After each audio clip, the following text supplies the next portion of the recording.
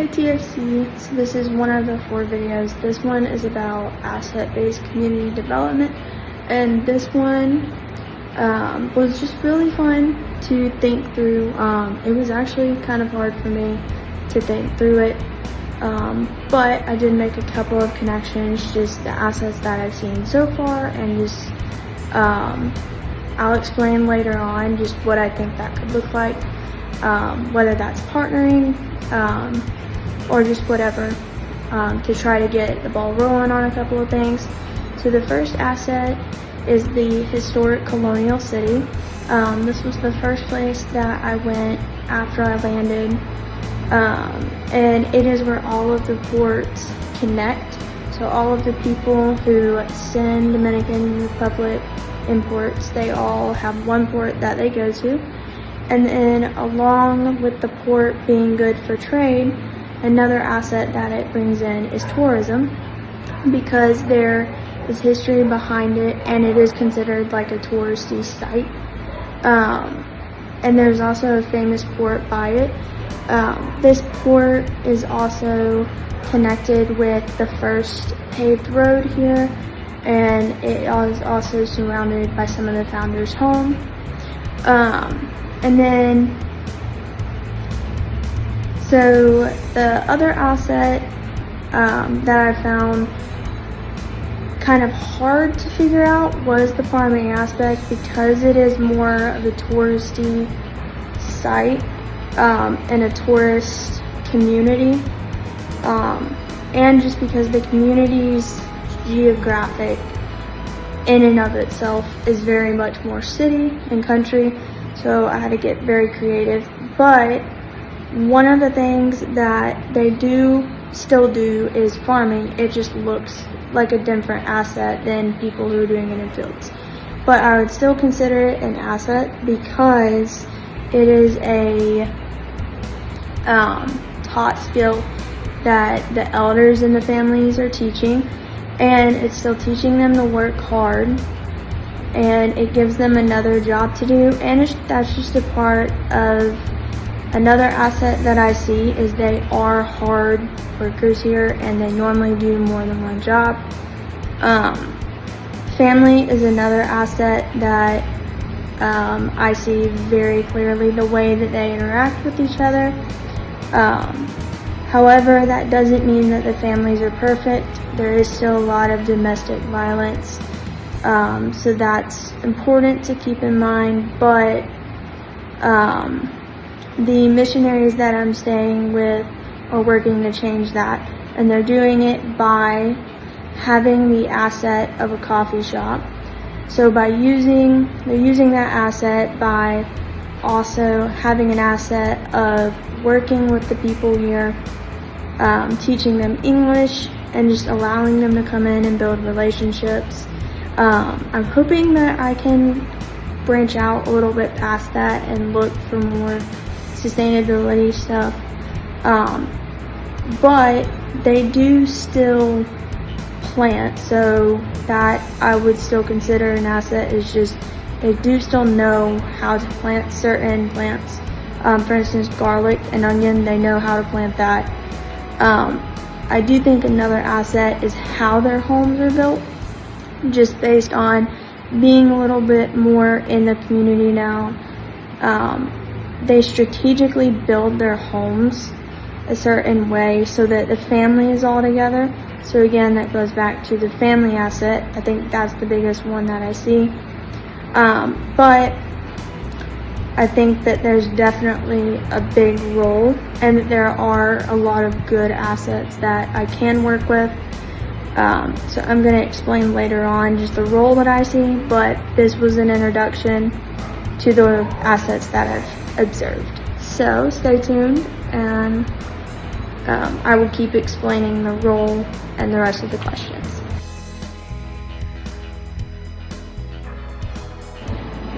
So, how do I see asset-based community development playing a role in the project? So one, there's multiple projects going on, but I mainly see it through the culture and how they interact with each other. I see it in the city itself, and I see it mainly in the assets that they contribute to each other and how they help each other in their communities. One of them is the historical colonial site. This was the first place that I went getting here. And then it's where all the ports connect, which makes it a huge tourist site. And then history also makes it a huge tourist site because it's where Christopher Columbus's brother, his house is there, and just a lot of other historical things. So it's also where most of the food is imported. So some of their food here is imported. And then their biggest strength is the port because of all of the various countries that connect with them and provide for them. And then the neighborhoods are also a really big part of it. All the people here are friendly, and most of them are in the process of learning English, but it is primarily Spanish. The families, though, they're not perfect. Domestic violence does exist, but through using the ABCD method, the missionaries are trying to change that by using things like tourism and just coming in as learners, and they are getting to know the people.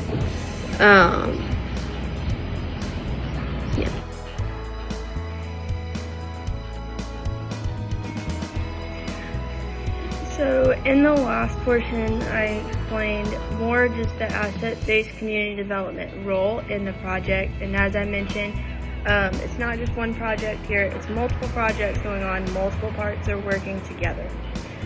But, so the next question is, what are some of the more interesting assets/capitals that are possessed by the community? Another asset that I haven't really mentioned a lot yet is tradition.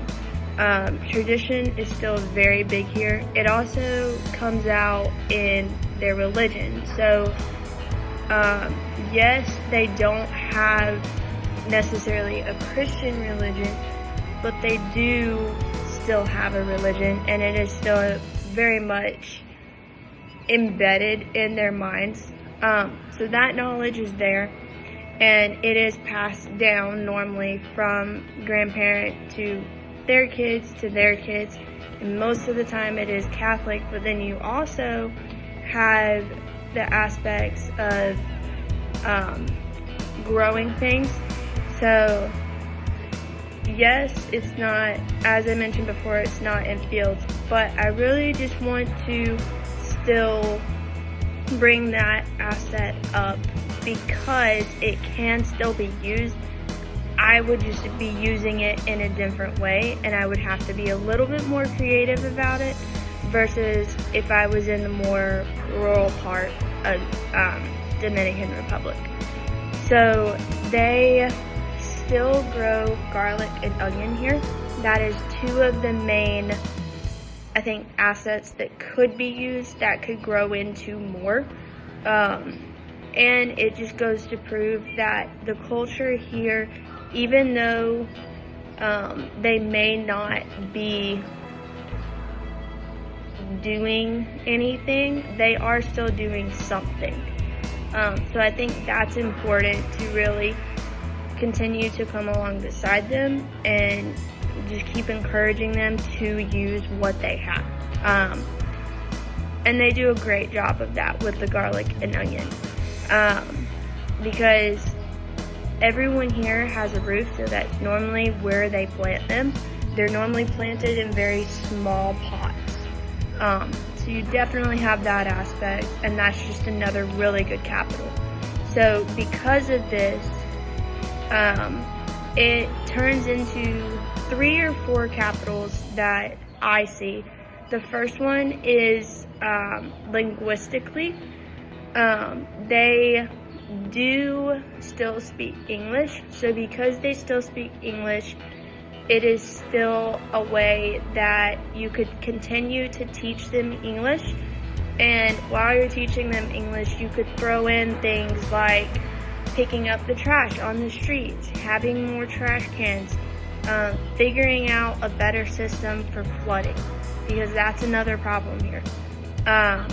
So you definitely could use that capital, but there are a lot more that I realized. One of those is just the whole idea of familial capital. And I see this because their kin still has a very strong sense of community history. So they still are close to people like their extended family. And normally here with families, how they deal with problems is by going to their community. So I would also find a way to use that capital to give them better definitions on how they could develop the community among themselves. And then and even like in the way that they speak here. So they only say te amo, which is I love you in Spanish, to people that they're close to. So even that represents a capital of, it's a very special capital, and they don't just say it to anybody. This also shows that they have been through obstacles. They have a fort here that is a fort from when they got invaded twice. So even just the country as a whole has a history, and they're all very well aware of it. And that's where you definitely could use that, and you could keep encouraging them to keep going through the tragedy, to keep lifting each other up. So I think that the pervasive capital and the family capital, I think that those two go hand in hand together. I think that they do a very good job of that at the coffee shop, and that's something that I'm starting to do. But yeah, I think that those are just some capitals that I've noticed. And then just to kind of wrap it up, I think one thing that is definitely untapped is the roads, and just the trash in the water on the beach.